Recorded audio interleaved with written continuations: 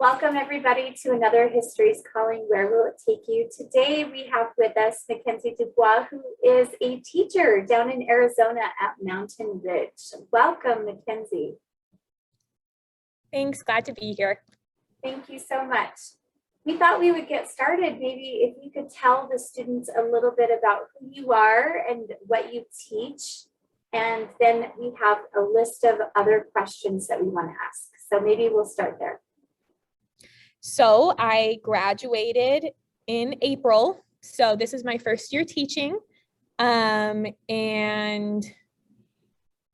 I teach world history and I teach US history.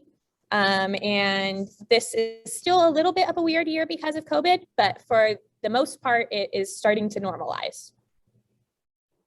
So you were doing your student teaching during COVID, right? Yes. So I did my student teaching at Mountain View High School in Orem. So I'm still repping the mountains, apparently. Awesome. Yeah. And so that was in the middle of COVID. So there was still a lot of rules as far as like students still had to wear masks. And then there was like rules about how much interaction they should be doing with each other versus how far they should be like sitting apart.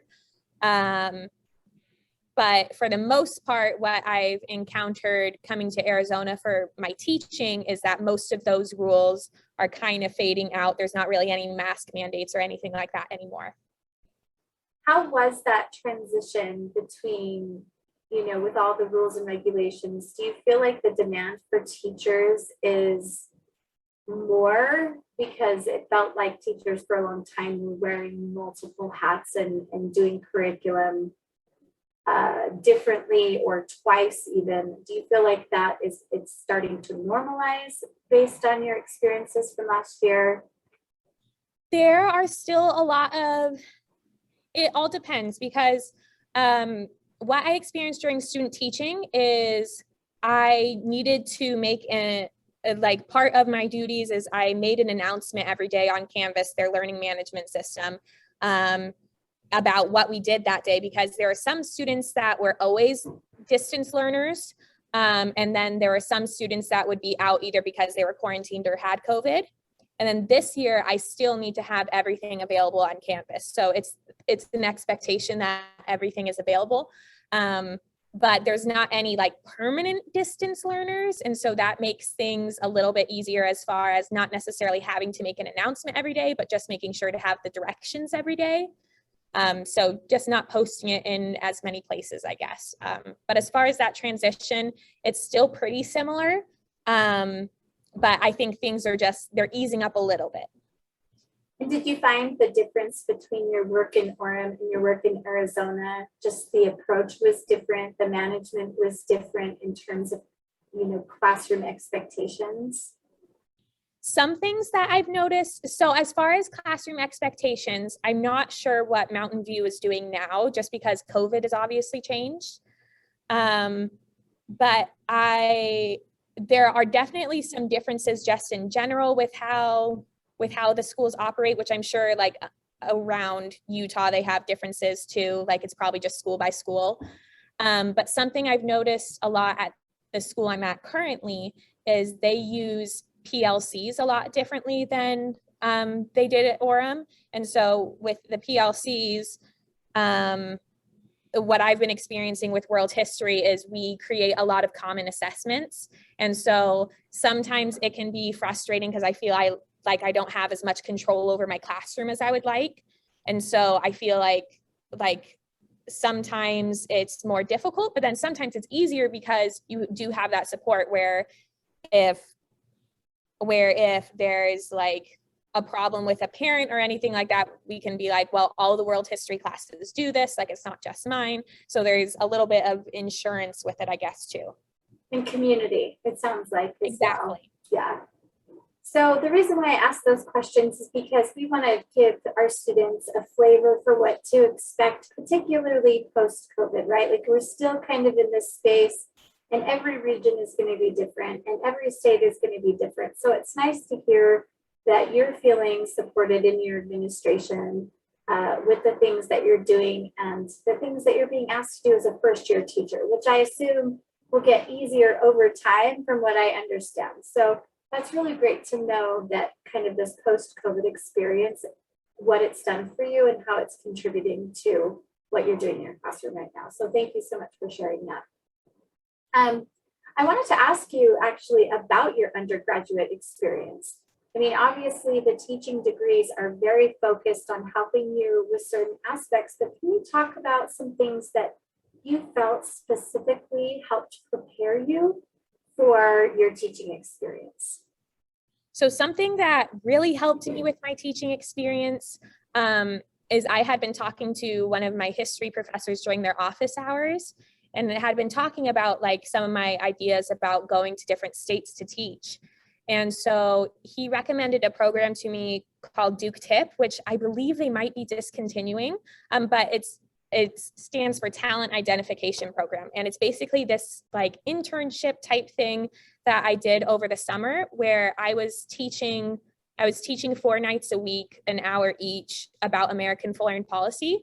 And so I was technically like the TA, but I still had plenty of like autonomy where I was teaching by myself. So I think that prepared me really well. But then also just student teaching in general, like because it's part of the major, like it helps, but like it's almost like a separate experience at the same time, because the thing is although you are like graded on student teaching, like you get like a pass or fail, like there's not someone monitoring you the whole time. So it really gives you like a chance to be able to try different things in the classroom and finally get to apply some of the things you've been learning. Like it's really the application, like the culmination of like all your knowledge you got throughout college, and it's your chance to finally apply it. And it seems to me too, like, because it's so independent of what you were doing on campus, that it's your opportunity to figure out how to get feedback and how to seek mentoring and how to get better. Did you find that you employed things like that to prepare? Did you work with people that were willing to give feedback? Like what did that conversation and networking look like in your student teaching? So something I had to do is a lot of times when you're applying to be a teacher, you need letters of recommendation. And so something I was doing during like my last month of student teaching is I was reaching out to teachers I had had before. So maybe they didn't actually have to evaluate me like as part of my student teaching experience, but I invited them to my classroom so that they could possibly give me a letter of recommendation. And so that was kind of like a networking thing and like getting feedback. I was pretty open to feedback as far as like wanting to know how I could improve as a teacher, because obviously I was just in my student teaching. But something I definitely feel that unfortunately isn't always talked about is your student teaching experience is fairly, like you have a lot of independence as far as whether it's going to be a positive or negative experience, but it is pretty dependent on what like teacher mentor you are like placed with, like whose classroom you're taking over. Because if they don't have a lot of classroom management in place as far as like a phone policy, or if they have iPads or Chromebooks, a Chromebook policy, then you are kind of starting from scratch. And so you have to build that, like build the standard with students while at the same time trying to teach them some kind of content. Last year, it was different because of COVID as far as like what kind of district assessments and things they had. But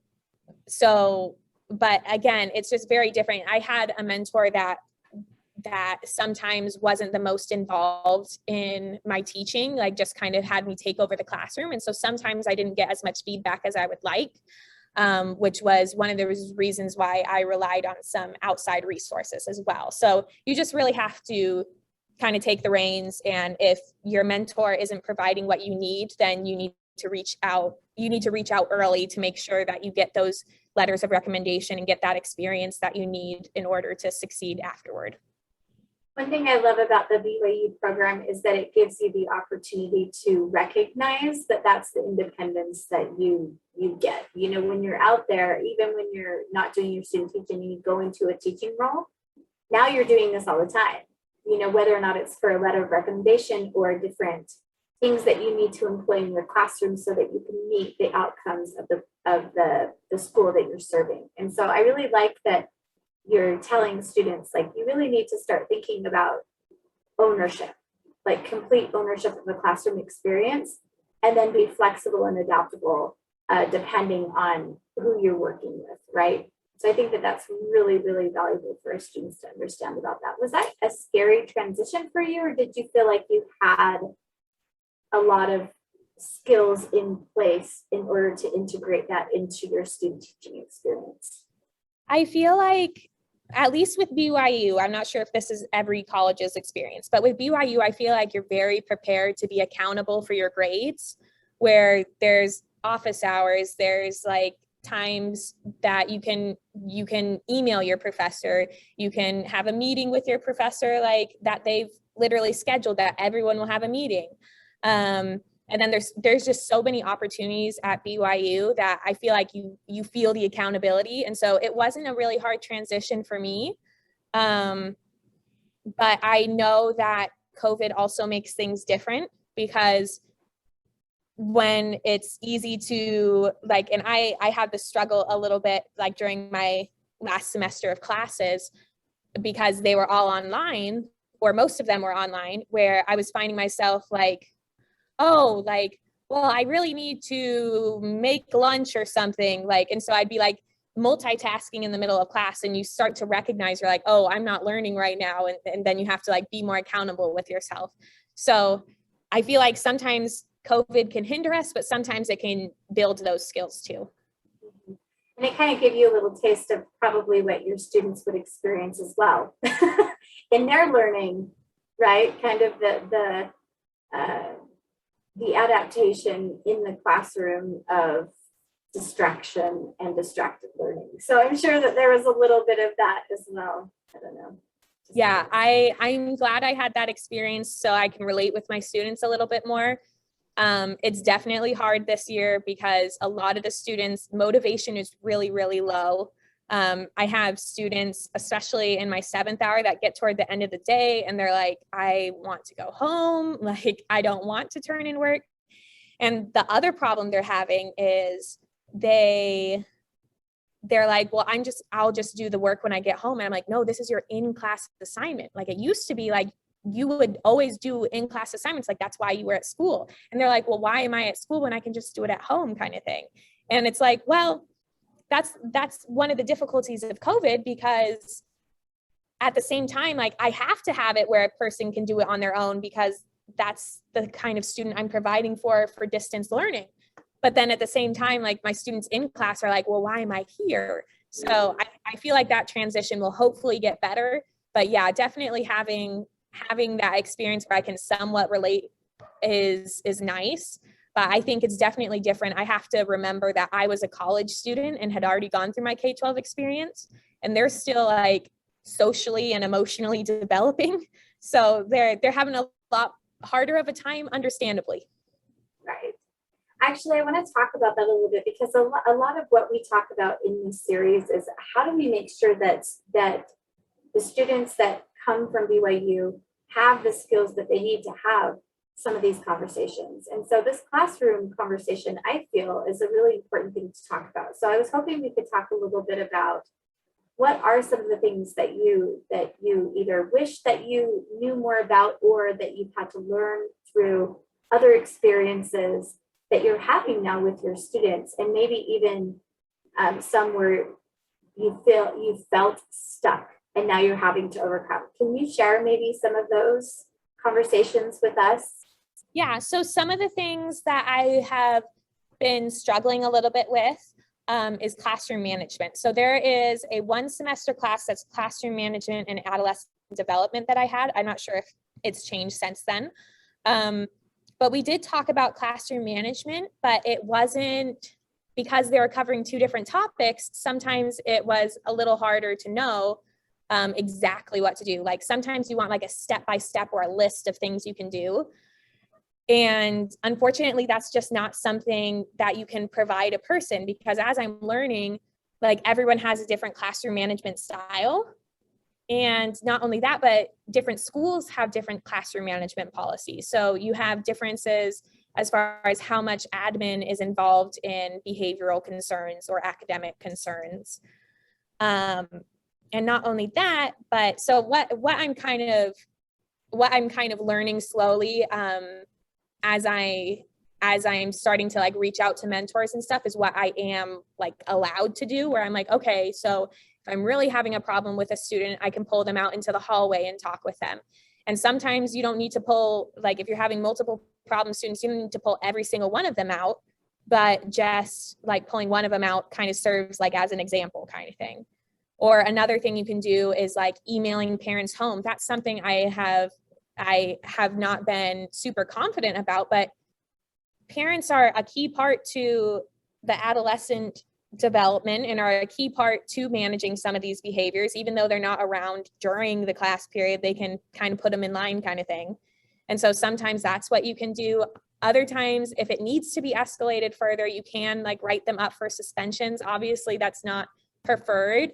But there are steps that you can take, and you just have to find out which ones specifically your school encourages and which one they don't. Like something I found out is if I want to have like a detention, like it just means that they are sitting in my classroom basically and working on their work like silently. And so, and there's not like a detention room. So it just means that like I'm staying after school longer. So like obviously like you have to be quite motivated that this is going to actually help.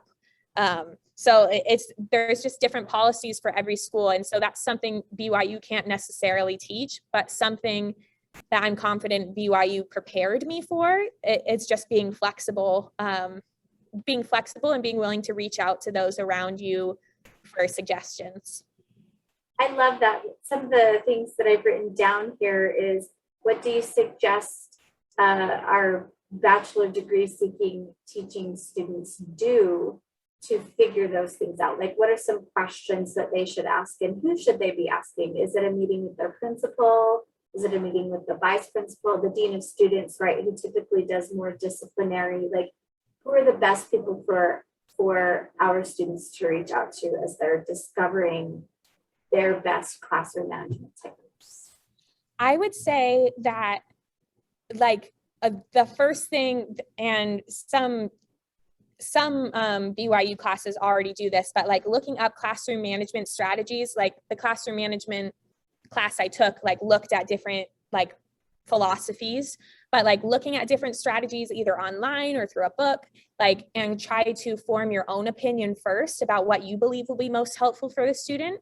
And then from there, you can reach out to other teachers. I think teachers are usually the best, because although administrators usually have had experience in the classroom, things change so quickly in the age of technology and what teenagers are doing in the classroom. So I would reach out to other teachers and just be like, okay, what do you usually do if you encounter too many phones out, or if you encounter like students like playing on their iPad instead of doing their work, or like you just ask another teacher. And most teachers are more than willing, especially if they know you're a first year teacher or new to the school, are more than willing to share their knowledge. One thing I would say that I have had to learn is just because someone gives you advice does not mean you have to follow it. Because sometimes you're like, well, they've been teaching longer, they must know better, but there's a reason why there's so many different teachers in the world. And you can't have the same kind of teacher for math as you do history, like, because math like might be like really lecture based and you might want more like discussions in history or something like that. So you can't have the exact same kind of teacher for every class. So in other words, just because you receive advice means you can consider it and take their experience to heart, but that doesn't mean you have to follow it like line by line. You can kind of adapt it to your own teaching style. And that's why I'd recommend kind of figuring out your own teaching philosophy first. I love that. I love that advice. Thank you so much. And it sounds like we have the classes in place that will help, but it's nice to hear, figure out what you think is going to work for you. And then when you get into your student teaching, that's where you get to practice and try different things on, is what it sounds like to me. Yeah. So, well, one of the things that you mentioned is the differences between the knowledge areas that teachers can go into. And because you're a history teacher, I'm curious to know about, recommendations in terms of curriculum. So if you are interested in social studies or political science, or there are some other interests that you have, what other skill sets do you feel, or curriculum do you feel has prepared you here? Is it appropriate for students to get minors? Have you seen a difference in hiring processes if you have more than one kind of degree on your diploma? Like talk a little bit about that. So I personally did not have a minor. So the path that I took is I was a history major. So there are two different main teaching majors, or I was a history teaching major. So there's social studies teaching, and then there's history teaching. Social studies teaching is going to cover more of that government, political science, geography. But I focused on history. So kind of the reason I did is because I was like, well, I don't know if I really want to teach economics. I'm kind of a history gal. That would be what I want to teach most. But what I did do is, for the history major, you can take either the history praxis or the social studies praxis. So I took the social studies praxis and have both of those endorsements for my Arizona certificate. So that being said, although I didn't have a minor, because I took that social studies praxis, if I did want to teach US government, there's just a few kind of hoops I have to jump through to be able to teach that. So I think you can, if you wanted to teach another subject, then I would probably recommend getting a minor in that. That way you can do the student teaching experience in that and make sure to get your endorsement for that, make sure you're prepared for the testing. But then at the same time, sometimes you don't even need to minor for it if you want to teach it, because I just got my dance, I danced all through high school. And so I just got my dance endorsement just by taking the dance test. So I took some dance classes at BYU, but I didn't take enough to necessarily minor in it. And I just took the Dance Arizona test for $100 and then got my endorsement. So now I am certified to be able to teach dance too. Oh, that is so cool. Yeah, exactly. And so that's one of the things I love about teaching is, although it is a big time commitment, you wear so many different hats as a teacher, where it's if I want to be involved in a theater program, I'm getting emails every other week from the theater teacher that's hey, come out with the musical this year. Or there's teachers always reaching out. So it's if I want to get involved in something else that I'm interested in, there's so many opportunities. You are not glued down to just history, because I think that's a problem some people face when they're transitioning into their career, is they're okay, I went through college and now I am sick of whatever they studied. And so that's what I love about teaching in general, is you can wear so many different kinds of hats. History may be your focus, but you can do other things too. And I'm so glad that you said that, because I find that people who come into these degrees have multi-passions. And so knowing that your skills can be used kind of across your experience and your career is going to be, I think, a really big pull for a lot of people. So that's really great to know. Thank you. So I have a lot of students that are well, in addition to my student teaching, should I do an internship? Should I do a study abroad? Should I do more experiential learning?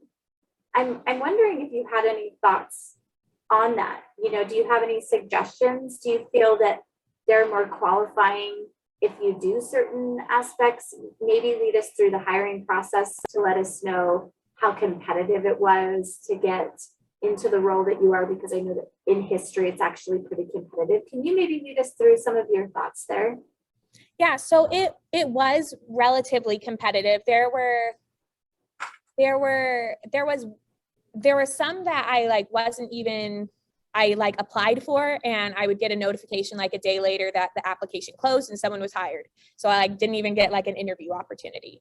And then there was one that I like got an interview opportunity, but they ended up choosing someone else. So like it is pretty competitive. However, I also did not really have like other than my student teaching, I didn't have a whole lot of experience, but that was if you like use it kind of like in your interviews like as a selling point, like that's kind of helpful too. But I think your letters of recommendation are super important and just what you bring to the table. For me, I did not, the only like internship I did is those couple months when I taught with that Duke Tip program. But something I feel that really like enhanced my love of history is when I did that teaching, I also like during my weeks off, I had taken a trip I was teaching in Georgia, so I took a trip to Atlanta. And then after the whole teaching experience was done, I took a bus to go to DC. So like, I feel like you don't necessarily need to do a study abroad to visit museums. You don't need to do a study abroad.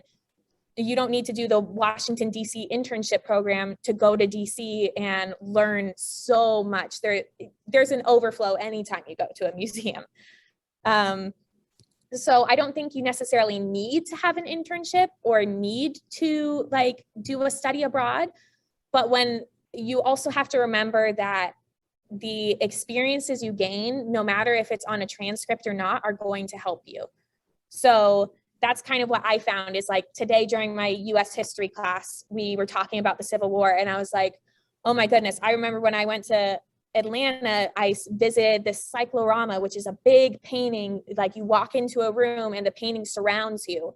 And like it showed an Atlanta victory. And we were watching in this video, the North beat Atlanta really, really bad. Like how could they portray that? Why would they portray that in the middle of the Reconstruction period? And like getting to talk about those things like from experience really helps connect your students more.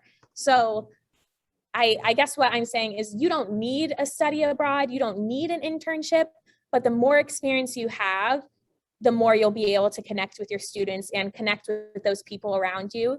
So just whatever you do, just make it worthwhile. For me, because I graduated within 4 years, I was able to immediately be in like the job market and immediately start competing. So even if say I didn't get a job this year, that doesn't mean I'm not in the job market for middle of the semester when teachers have to leave on maternity leave or something like that, or being a substitute, because that was my backup plan, is just being a substitute all year long, because in some states you need a bachelor's degree in order to do that.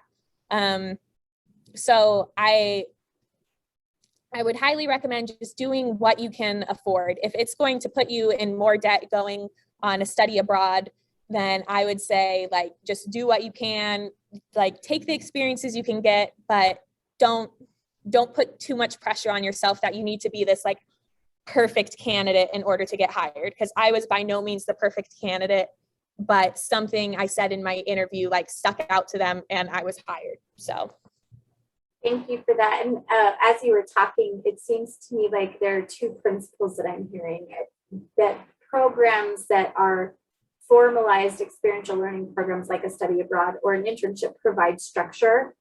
But it seems to me like what you did is you were really intentional in your journey, right? You integrated these things into your life. And so it all boils down to planning, really. Like what kind of plan, how are you making these experiences intentional so that you can be relatable in the classroom? And if a study abroad or internship program provides the kind of structure, because otherwise you don't have that, that's a really good option. But if you've already been intentional about your planning, you may not need those, right? That's what I'm kind of exactly hearing. Yeah, great. So we've talked a lot about preparation. Is there anything else that you would suggest for our students as they're preparing for these entry level teaching positions, or even other entities that are offering similar services for education for children. Is there anything else that you might suggest for students before we launch into questions?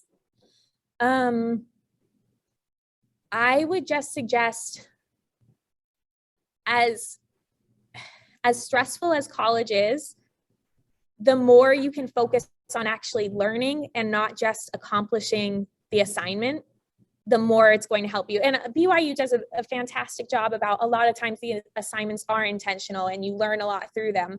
But like making sure that one of my favorite experiences, I don't remember hardly anything from my first couple years of college because I was just focusing on getting the assignments done. But then when I took a couple classes over the summer and they had a few less assignments because of the pace of the class, I found myself really trying to absorb the information and just focusing on that. And I had a much greater experience. So I would just say that try to apply it to your life as much as you can. If you are in an East Asian history class and you want to teach history someday, be like, okay, which one of these points are going to be most interesting to my students when I teach?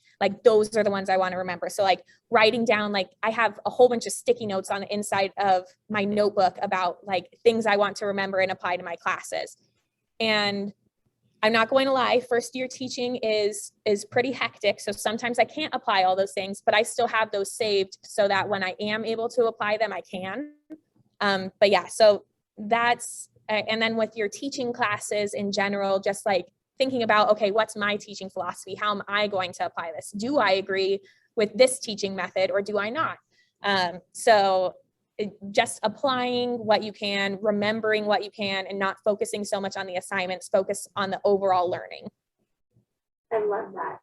I think that's such great advice. And I know that I've been seeing questions come in, and I think that there are some questions based on some things that are happening on a historical level that I'm really excited for you to talk about as well. So thank you so much for that. We're going to go ahead and launch into our question portion.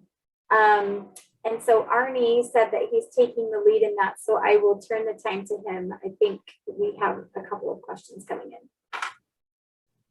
Oh, it helps if I turn my microphone back on. So we have a few questions here for you, MacKenzie, and some of them you kind of touched on, but I'm going to ask them again.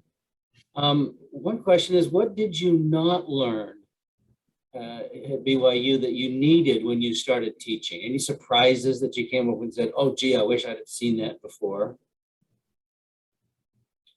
I think kind of what I said before, that classroom management thing, that has been my biggest struggle. Is I feel like I didn't learn enough about specific to-dos. So they told us about classroom management, philosophies, but not necessarily what those look like. And so that's something I've had to look into a little bit more, again, by either talking to other teachers or looking up strategies online is a perfectly good way.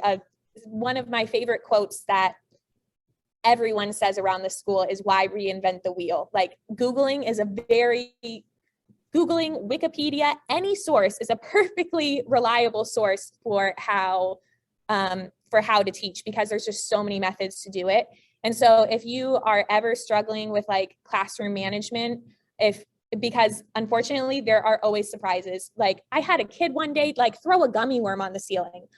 There's no way my BYU class could have said, okay, if a student throws a gummy worm on the ceiling, this is what you do. So there's not necessarily any better way they can prepare you, but just being flexible enough and being open enough to get advice from other people, that's going to be key into being successful teaching, if that makes sense. Right. That's a great rule of thumb. The second question is almost the same. I mean, it's the same type of, I think, solution that you would have. The question asks about non-academic problems. So that would be the gummy worm on the ceiling, acting out, not participating in class, not doing homework, those types of things. Would you answer that basically the same way? Yeah, so student teaching, and then eventually teaching, you just learn more every day. There's like, I have learned so much from teachers this year that are like, you know, your first couple of years of teaching are really hard because there's just some things they can't prepare you without experience. And so student teaching is really the chance you've learned all the theories, you're this very idealistic teacher, but student teaching is when you finally get to like put some of it in action and see like, okay, I know that best practices say that reading directly out of the textbook maybe not be the most effective. And you're like, but I also know that maybe we only have, 5 minutes left of class and I don't want them to be messing around. So we're going to read a little bit out of the textbook today for this purpose. Like there's things you just have to implement like on the fly that you find out with student teaching with that experience. But something I definitely want to say is student teaching is like the sweetest thing ever, because you've been learning the like book smarts the whole time, right? And then eventually you finally get to interact with the students and they are just so sweet. They're willing to absorb information. Sometimes you have those ones like not participating or acting out, but for the most part, it's great to be able to impact so many students' lives all at once. Like as almost selfish as it sounds, you feel very important when you first walk into that room. You're like, wow, and sometimes it can be daunting. But like just having the experience, you just learn each and every day. And so student teaching really prepares you for that. So student teaching is enough, but you will continue to learn while you teach each and every year. I've talked to a teacher who's been teaching like 15 years and they're like, I still learn every single day. So the answer is you can't completely prepare, but as long as you're prepared enough, you'll be okay. I had a follow-up, Barney, if I may. How do you stay humble?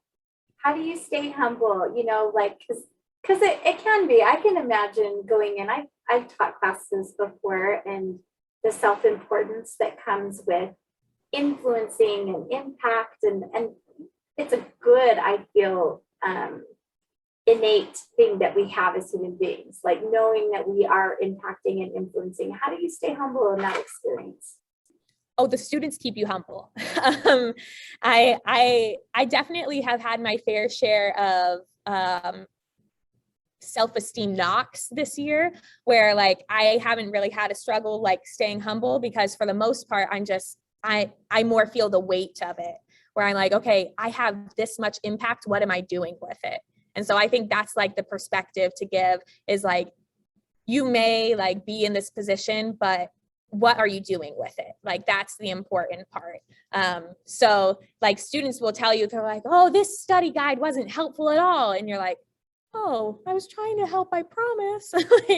And so you just learn more and more. And so in addition to like keeping humble, you also have to keep your head up, because like things are hard and you just have to like let yourself know that your best is enough. And like you're like, without you, the students like they love their individual teachers. And so without you, yeah, maybe they could find a replacement teacher, but no one would teach history like you would. And so like you teach valuable experiences, and each person like with their individual traits are valuable. So it's just weighing everything. You got to find a happy medium. You can't be too down on yourself, but you got to keep improving too. Good insight. Here's a question. How do you recharge your batteries? How do you stay on top so you are up all the time? So the best thing I have found is spending time with people your age. Because sometimes you're like, man, I've been around teenagers all day. I just want someone I can talk about my personal life with, because you're not really supposed to share too much personal information. You don't want to engage in like peer-like activity with them, because that'll get you in trouble. So just like recharging your batteries, like I take naps a lot. which sometimes I need to manage them a little better. And then I also hang out with people my age, like finding a good support group, like both in the teaching profession and not in the teaching profession, because sometimes you just need a break from talking about teaching, like are really, really helpful things to help recharge your social, emotional, and physical batteries. You got to make sure you're covering them all. Thank you. Excellent answer and excellent advice for all of us, I think. This is the final question, and folks out there, if you have more questions, let's get them in. But MacKenzie, how much do political issues affect your curriculum? So political issues do affect the curriculum. So in Arizona, a law was passed about critical race theory, where we are not allowed to teach anything about critical race theory. And so in case you aren't familiar with critical race theory, it basically has to do with like a little bit about how like slavery or systemic racism are taught. And so there was a law passed that we cannot teach it. It was just ruled by the union. They took it to court. It was ruled unconstitutional, but they're still in place of kind of breaking that down with districts, because districts have been like, okay, we support the law. Like this is what teachers are and aren't allowed to teach. So especially with this last unit, when I was talking about the age of exploration with my world history class, I had to be very careful not to, necessarily paint anyone as like a necessarily like villain. It had to be very much like, okay, so what were the positives and the negatives, which of course we always want to give an objective view. But especially when things are highly politicized, you're going to have kids that relay the information to their parents, and it's a game of telephone. So if the parents hear it wrong, like you could potentially get in trouble for something like that. For the most part, politics in general don't affect my classroom, but that's one thing that affects the curriculum is the opinion on critical race theory right now, just because it's very, very timely right now. But as far as other politics, there's some times when students will make like silly comments in class and you kind of have to shut those down. Like, okay, like we got to make sure we're like being respectful to other students and things like that. But for the most part, it doesn't affect the curriculum hugely, except in those couple of areas. Great answer. Thank you. And I know that those are delicate paths that sometimes we need to walk. That's the end for the questions that I have. So Lindsay, let me turn this back to you, and MacKenzie, thank you. MacKenzie, as we're wrapping up, I just, to me, in your responses to those questions, I heard a couple of things. It seems to me like some other kind of soft skills that are helpful for people going into this profession include adaptability, being able to critically think, and being able to analyze information, especially when it comes to how can I make sure to keep my opinions about certain subjects clear of steering and more delivering fact.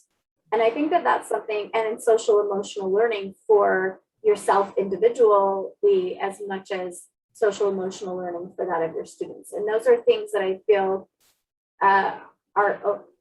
are enhanced as you go and start practicing, right? But then also recognizing I'm probably going to mess up and have to adapt through this, or I'm going to make mistakes and have to learn how to dig myself out of, feeling a certain way about myself. And so I feel like those are some extra skills that you talked about that we can like label, I guess, as something that would be really helpful for students. Anything else though, as you answered those questions that came to mind that you wanted to end with? I guess I'll just the kind of adding on to what you said, but BYU, I think the one thing I struggled with is there's kind of a culture where like everyone wants to be the best, everyone wants to have their straight A's, everyone wants to be perfect. And most of the time, by the time you leave BYU, you have learned, because you've reached adolescent development stages, and also because of your experiences, you've learned that, you know, you can't be perfect, and you've started to accept it. If you are planning on going to a teaching profession, you will continue to learn that, because you will continue again, being humbled by your students, being humbled by other teachers. So I would just highly recommend, like you need to take time to recharge those social emotional batteries just as much as your physical ones. You need to take time to, whether journaling works best for you, or whether like talking it out with someone works best for you. Like, you need to know that you're not going to be perfect, and that's okay. And that the world needs you and your imperfections to grow. And so, yeah, that's probably the best thing I would say, is like, you just need to continue to accept the growth. I love that. Thank you so much. Thank you so much for all of your time today. For those of you who don't know, MacKenzie has parent-teacher conferences, which is always a different dynamic than teaching in front, in fact, in like 5 or 10 minutes. And so we really appreciate MacKenzie being here, and we're so excited for you. And thank you for being so open and vulnerable to our students. All right, everybody, this concludes our History is Calling for today. Thank you for joining us. We will be posting this recording, and join us next month on the third Thursday. We will have another really great speaker. Thank you.